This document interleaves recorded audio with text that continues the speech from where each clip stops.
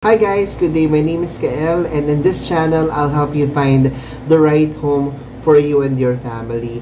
Today, we're about to explore one of our affordable condominiums of Urban Deca Homes, but this one is in Marilao, Bulacan. So, if you've been dreaming of a home ownership pero unsure if you want to consider this place, then this might be the perfect solution for you. Okay.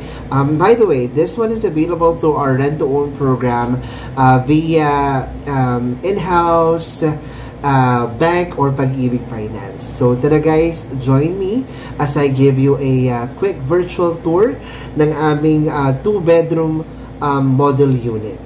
So, and this one is actually 36 square meters. And as mentioned, 2 bedrooms and 1 bathroom. Okay? Model unit guys, kasi para magkaroon kayo ng idea on how to customize it, yan, based on your needs and your wants. So, let's watch this video.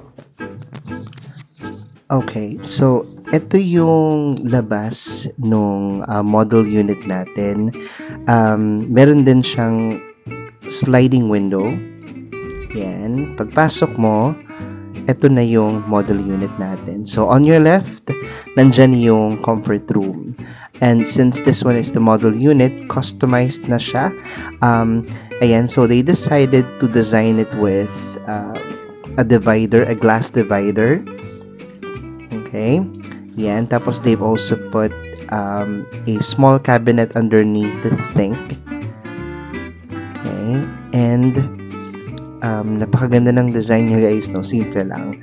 And then, yung mirror, it's just a square mirror with backlighting. Yan, naging maganda naman yung effect niya. Okay? So, pagpasok mo ng pinto from your, on your right, that's the kitchen sink. Okay? Upon turnover, ang kasama dyan is yung built-in cabinet. Yun. It's a built-in cabinet. And, ang model unit natin, wala siyang grease trap. Pero, ang turnover unit natin, free na po yung grease trap. Okay? Alright. Now, this part, that serves as your dining area. Okay? Kung makita nyo guys, no, well, pinapakita natin yung model unit para at least makita nyo rin kung paano nyo pwedeng i-design yung magiging unit nyo. Okay, so this is your living room. Yan. Kasya po yung malaking ganyang sofa. Okay, and another idea to design your walls and your ceiling.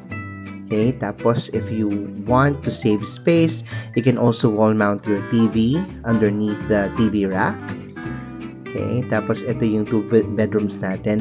At mapapansin nyo guys, no, meron siyang sa turnover unit natin, kumbaga meron may butas yun yung nakikita nyo sliding window na yan. Yan, dalawa siya. So, kung gusto nyo parang centralized yung aircon.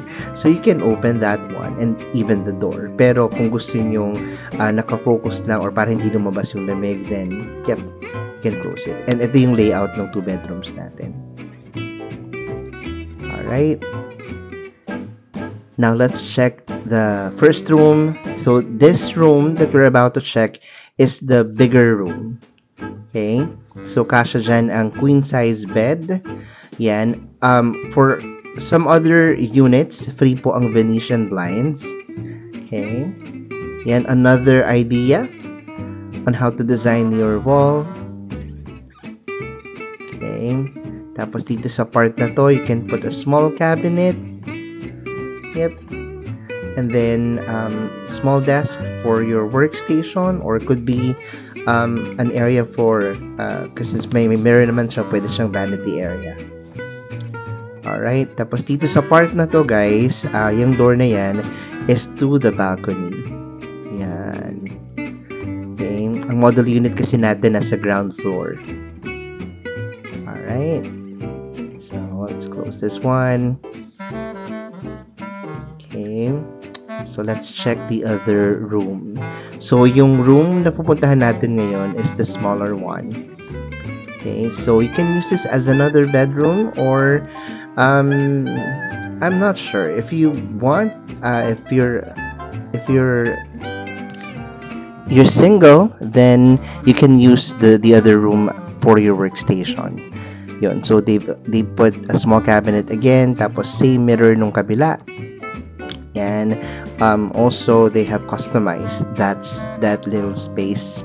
Okay. And then ito naman yung view from the bedroom. And this is your 2-bedroom unit in Marilao, Bulacan. So I suggest that you also watch my other videos detailing the price, the requirements, well, all about acquisition of this unit. Ayan. Guys, thank you so much for watching.